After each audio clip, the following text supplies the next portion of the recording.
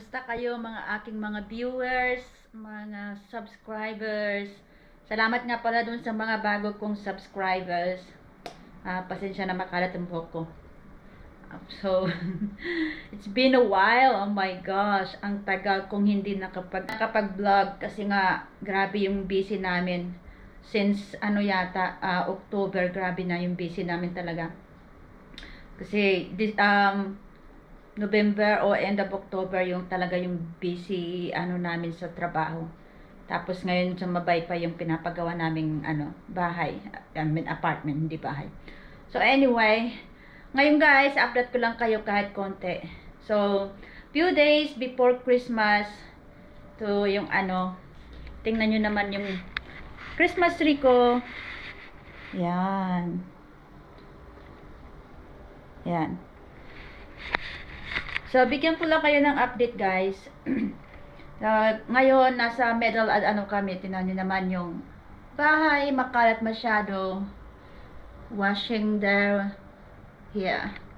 As in, makalat talaga na ngayon. Kasi, pakita ko na lang sa inyo para makita nyo. So, yan. May mga boxes kami.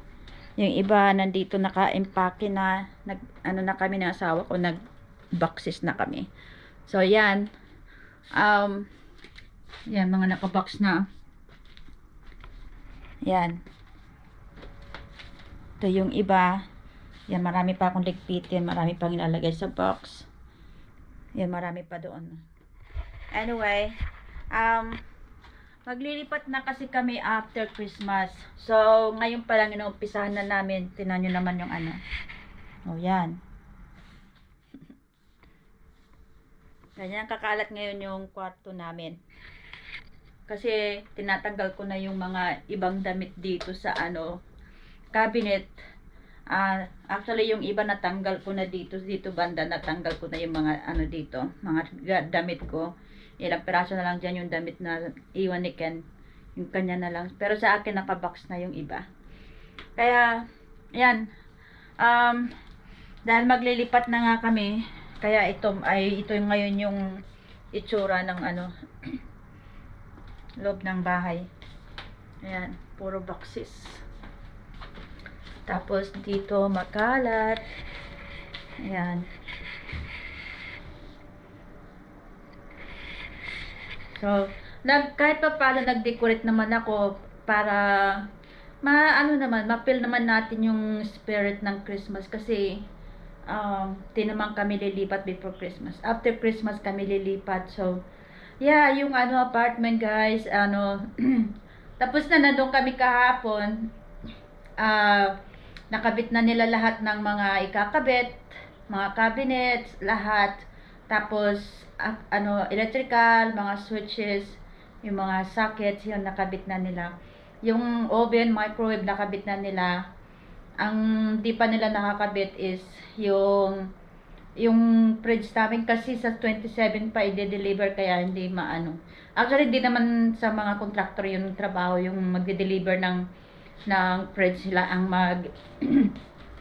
tawag dito sila yung i-install. Kaya okay lang. Tsaka wala naman kami doon sa 27.